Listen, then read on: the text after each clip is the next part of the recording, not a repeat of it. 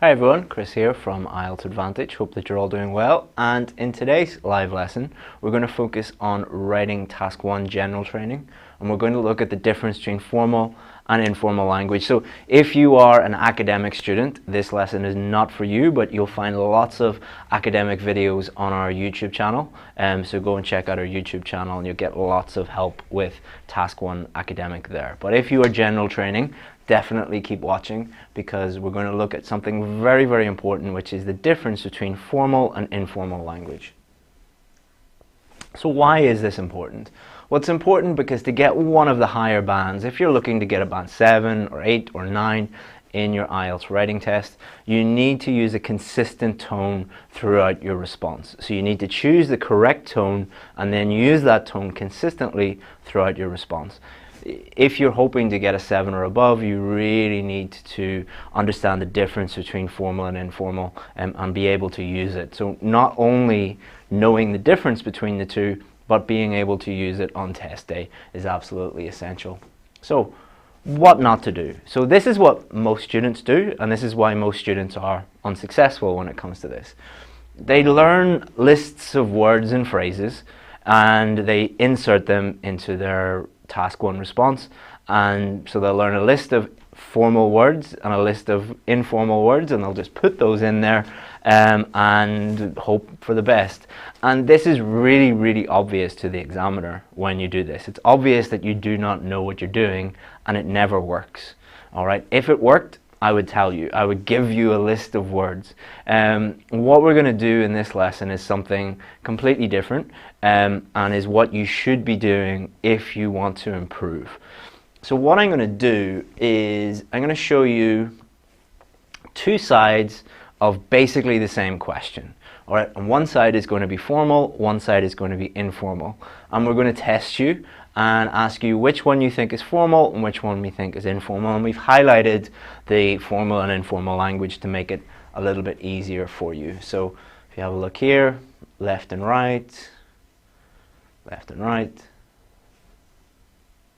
left and right. And we'll ask you to identify in the comments which one is formal and which one is informal. So many of you might be asking or thinking, what about semi-formal? Lots of books, websites, YouTube channels talk about there are 3 different tones that you need to be aware of: formal, informal, and semi-formal. Forget about semi-formal. You do not need it. The only 2 that you need to worry about are formal and informal. Semi-formal just makes things really, really, really complicated and makes things way more difficult than they need to be. There are only 2 you need to be aware of. And how will you know the difference between, which one to choose? The key word there is friend. If it's a friend, then it is informal. Anybody else, then it is formal. And semi-formal confuses everybody because people are like, well, I'm writing to my boss, so what if I know my boss? Is it going to be semi-formal? Or I'm writing to my neighbor and I know my neighbor. Is like, should it not be semi-formal? You're overcomplicating everything, and you are applying your own life to an objective IELTS question. You need to stop doing that.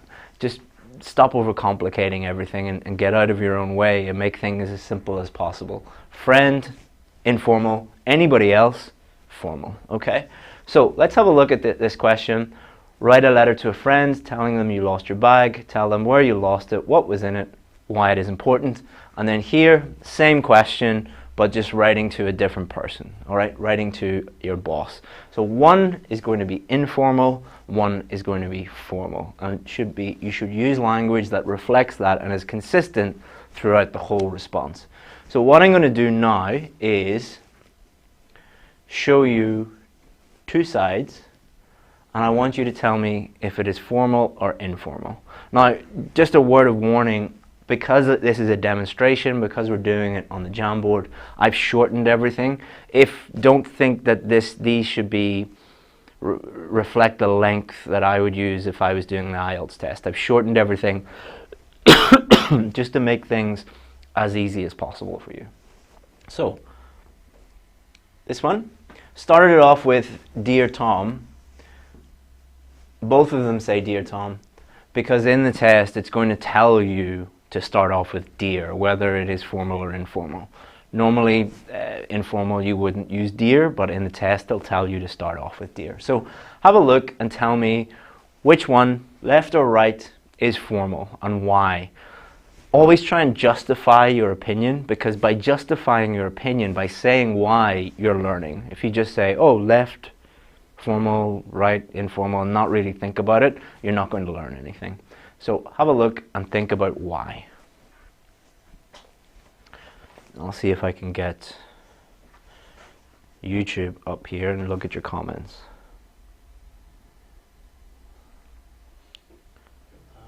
Oh, forgot.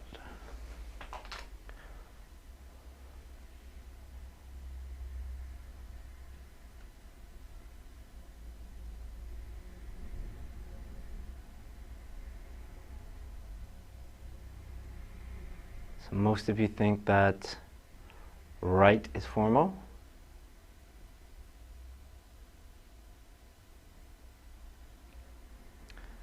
So one of you said you use conjunctions, right is formal, second is formal. Yeah, okay. So let's have a look at the reasons why right is formal. So right is formal. So here, I am, I'm. Generally, not always, but generally, when you're using contractions, so contractions is when you get two words, I am, put them together, I'm. We will, we'll. So putting them together, I am, I'm. So I'm, it's a contraction, it's more informal language generally. When you don't use a contraction, use two words instead, it's generally more formal. Let you know, inform you, okay? This is more formal language than let you know. In general, things like phrasal verbs are more informal, and we would use those when we're writing an informal letter compared to not using them and using more formal language. So I'm writing to inform you, I'm just writing to let you know. Very obviously different, okay? So let's have a look at the second one. Left or right, which one do you think is formal, which one do you think is informal?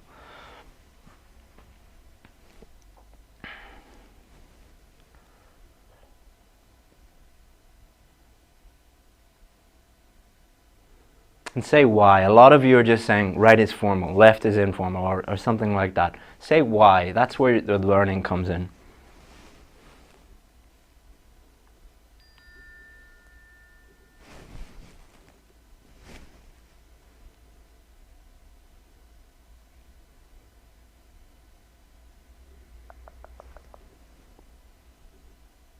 And not just silly me, alright? I should actually just delete that, because it gives it away.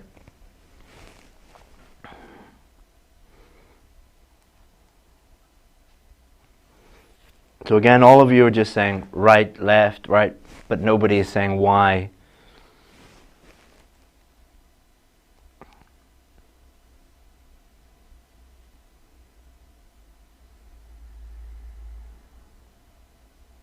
Okay, so why is this formal? So this one is formal. Why?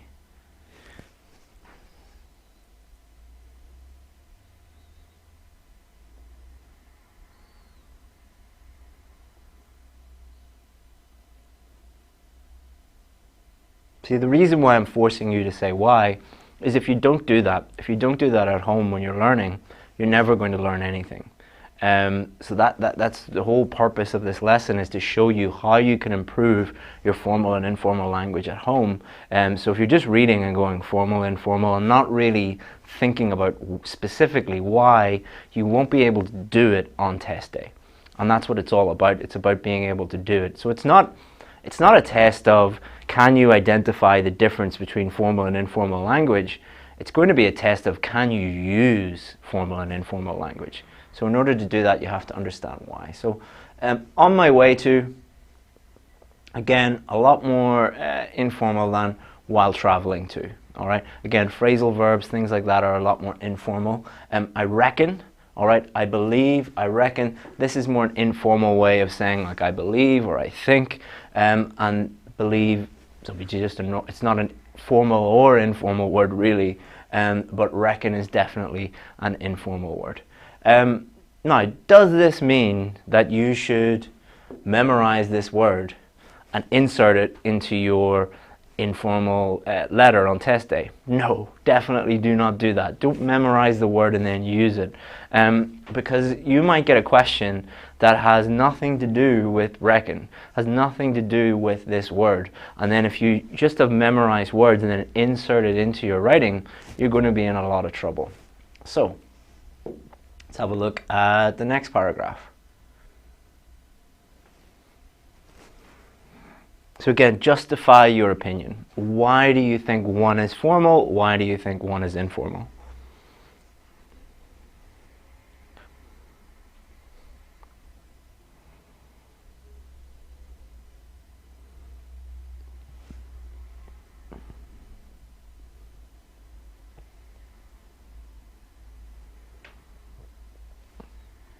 I'm not sure about this one. It's just exactly the same as mine. Better than the one I have. Justin got a new iPhone, but I can't tell the difference between this one and the 8. Seems exactly the same. Camera's better. The camera's better, right?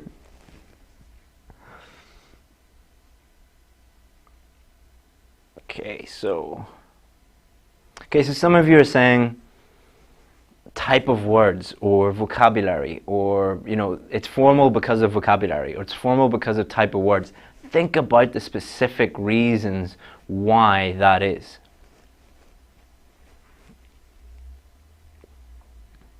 Tanvir says because it's professional. What do you mean by professional? So can you go into the test and say, I'm going to write this in a professional way? That's not going to help you. But understanding the actual, the more finite detail, the more detailed reasons why that is, that's going to help you.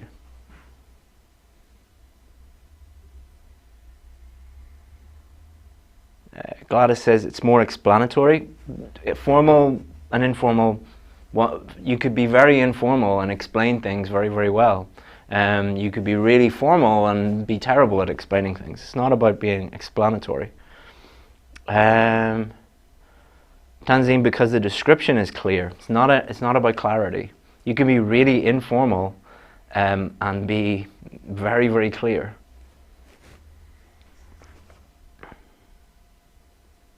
So good. This is good because a lot of you are making this mistake. Many of you would think that this is formal because it's long and it's descriptive and it's clear. That's nothing to do with formality. Just because this is short doesn't automatically mean that it is informal. It is informal, but it's not informal because it's short or it's not as clear as this. Many of you will fail the test because of this mistake, because you think that writing a really long, clear, professional answer means that you're using formal language when it doesn't.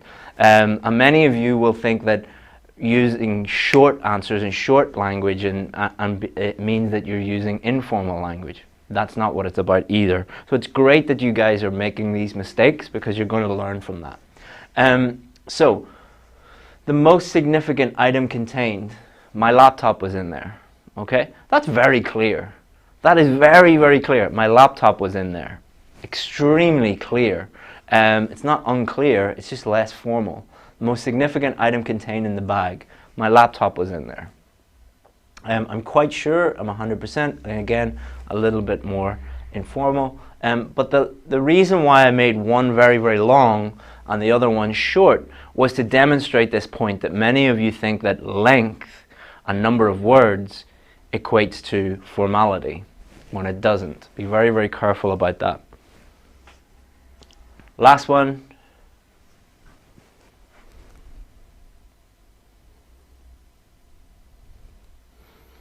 This is the best comment.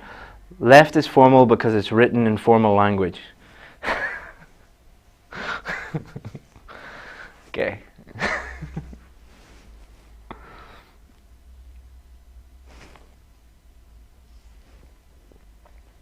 Good, more colloquial language, informal language, slang words and things like that. Good. Contractions, good. Phrasal verbs, good. So these are the things that you need to think about. Contractions, phrasal verbs, colloquialisms, idioms. These are more informal examples of language. Not just saying, I think it is because it is. That doesn't mean anything. That's what my 4-year-old would say. Like, my 4-year-old would say, I like chocolate because it's nice. It's like, that doesn't, okay. It doesn't really help me understand why he likes it. Okay, so, you'll. Okay, so contraction. Instead of you will, they've contracted that to you'll. All right, that's a contraction is an example of a of informal language. I regret to tell you, very, very formal. You'd never, imagine meeting your friend and you need to give your friend bad news. You'd never say, Justin, I regret to tell you that, like, you wouldn't really do that. Like, Justin's laughing because your friend would start laughing. So your friend would say, why are you speaking to me like I'm your boss? Screwed. So screwed is an informal way of saying I'm in trouble. Okay, something bad has happened to me. You wouldn't say that to your boss. You wouldn't say I'm screwed because it's a little bit informal. But it's using that sort of. It's not really slang. Slang is something a little bit different. I'm screwed is more informal language. Okay, so hopefully that has helped you understand what you should be doing in order to improve your use of formal and informal language. So you're not looking at lists of words. You're not looking at lists of informal phrases and formal phrases and using those. What you're doing is, if you identify that this is a weakness of yours, so imagine your teacher looks at your task 1 response and says, one of your main weaknesses is the use of formal and informal language. You should be getting your teacher to help you with this and tell you what your specific weaknesses are. Then what you should be doing is, part of your preparation every single day is you should be reading, you should be listening. So if this is something specific that you need to focus on when you're reading a book or reading a newspaper article or reading a blog or whatever you're reading, underline the formal language, underline the informal language. When you're listening is going to be very, very rich in informal language. Or if you're listening to an academic lecture, that could be very rich in formal language. So you need to note these things down and then improve your ability to use formal and informal language naturally. Okay, so excellent. So thank you very much for watching. If you need help with your IELTS preparation, go to my website. So just Google IELTS Advantage and you'll get lots of help. So we have help with writing, speaking, reading, listening, vocabulary. So if you need more help with writing task 1, you just click on writing task 1 and you can go have a look. Lots of stuff there. General training lessons. There's another video there about general training task 1. If you're worried about general training task 1, this video is quite good. It gives you a general overview of what to do. If your test is tomorrow, good luck. And if you need any help, feel free to get in touch. Hope that you enjoyed that video, and thank you very much to the people who participated, and hope that you find that exercise useful. See you again next week. Next week we're going to focus on listening, and we're going to do 3 lessons, 3 live lessons, all on listening. And the reason for that is many of you have emailed me saying that you need a band 8 in listening for immigration purposes.